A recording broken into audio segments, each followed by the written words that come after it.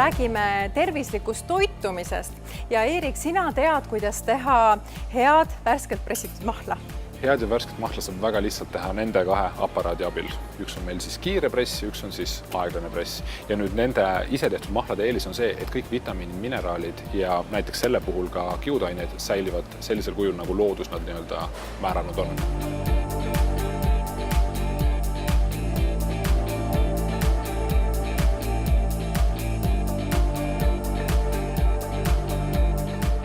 Räägitakse, et ka puuviljasuhkrutega tuleb olla ettevaatlik, et kui palju mahla võiks ühes päevas juua?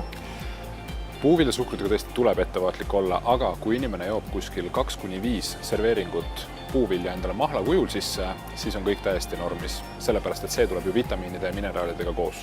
Kas mahl on nagu üks toidukord või teda võib ikkagi juua toidu kõrvale?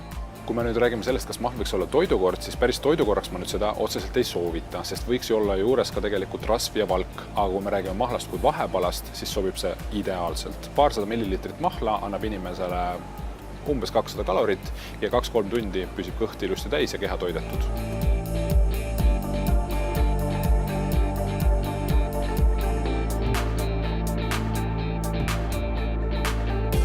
On sul välja kujunenud ka enda selline traditsiooniline lemmik värskelt pressitud mahl? Mul on neid lausa 3 ja tegelikult nendeks kõigiks kasutan ma siis seda kiiret mahlapressi. Üks minu lemmikutest on siis kreibi apelsinisegu, teine lemmik on mul banaani spinatisegu ja kolmas lemmik on mul siis porgandi õunamahlasegu.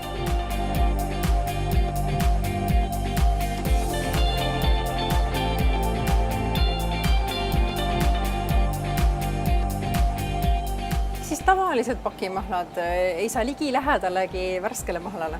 Värskelt pressitud mahla eelis on see, et nagu ma juba varem ütlesin, siis vitamiinid, mineraalid ehk siis väga tähtsad organismile vajalikud toitained säilivad. Kui me nüüd hakkame rääkima pakimahladest, siis kuumutamine ja puuviljade mehaaniline tugev töötlemine kahjustab nende kvaliteeti.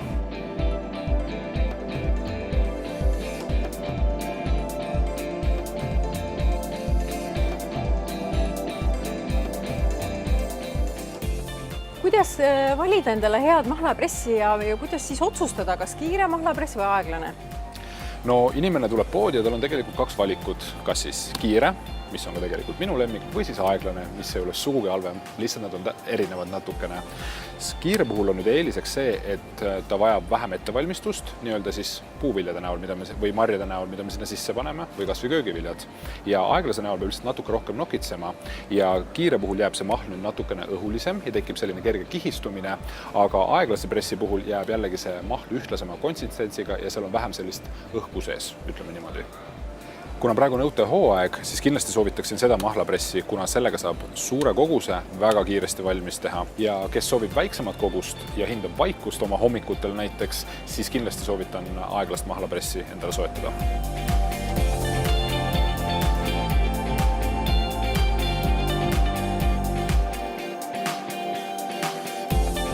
Praegu on kõige õigem aeg endale mahlapress soetada, sest kuni septembri lõpuni on Euronixis kõik Sage ja Stoller mahlapressid kuni -40% odavamad.